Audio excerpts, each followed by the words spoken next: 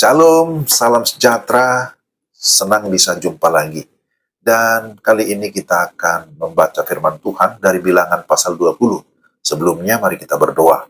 Bapa di surga, terima kasih untuk kesempatan ini. Terangilah hati kami, beri damai sejahtera sukacita sehingga kami dapat menerima firman-Mu dalam nama Yesus. Amin. Bilangan 20 ayat yang ke-12. Demikian firman Tuhan.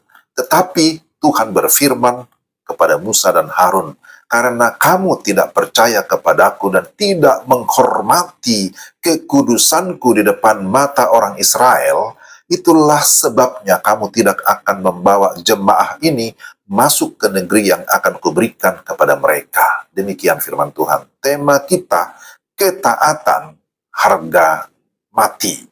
Saudara-saudara, hari ini kita belajar dari Bilangan pasal 20. Sebuah pasal yang mengajarkan tentang ketaatan atau kepatuhan, konsekuensi ketidaktaatan, dan kesetiaan Tuhan kepada umatnya. Pertama, ketidaktaatan Musa dan Harun dicatat dalam Bilangan 20 ayat 1-13. Pasal ini dimulai dengan kematian Miriam dan ketidakpuasan bangsa Israel di padang gurun karena tidak adanya air. Mereka mulai bersungut-sungut terhadap Musa dan Harun. Tuhan memerintahkan Musa untuk berbicara kepada batu agar mengeluarkan air. Tetapi Musa malah memukul batu dengan tongkatnya sebanyak 2 kali. Akibatnya apa? Tuhan menghukum Musa dan Harun dengan melarang mereka masuk ke tanah perjanjian. Dari peristiwa ini, kita belajar bahwa ketaatan penuh adalah harga mati. Ketaatan penuh kepada Tuhan sangat-sangat penting. Musa yang telah memimpin bangsa Israel dengan luar biasa, gagal dalam hal ini dan menerima konsekuensi atas ketidaktaatannya. Ini menjadi pengingat bahwa ketaatan lebih penting daripada kehebatan pelayanan. Amin. Ini yang pertama. Yang kedua, kesetiaan Tuhan di tengah ketidaksetiaan umatnya. Meskipun bangsa Israel seringkali memberontak dan tidak percaya, tidak setia kepada Tuhan, tetapi Tuhan tetap setia menyediakan kebutuhan mereka. Baik itu kebutuhan makan, minum, juga untuk tempat tinggal dan berbagai kebutuhan-kebutuhan lainnya. Air tetap keluar dari batu itu sebagai bukti kesetiaan Tuhan, meskipun Musa tidak menaati perintahnya sepenuhnya. Tuhan seringkali memberkati kita meskipun kita lemah dan gagal. Namun, saudara-saudara, kita tetap harus belajar untuk taat sepenuhnya, bukan hanya sebagian.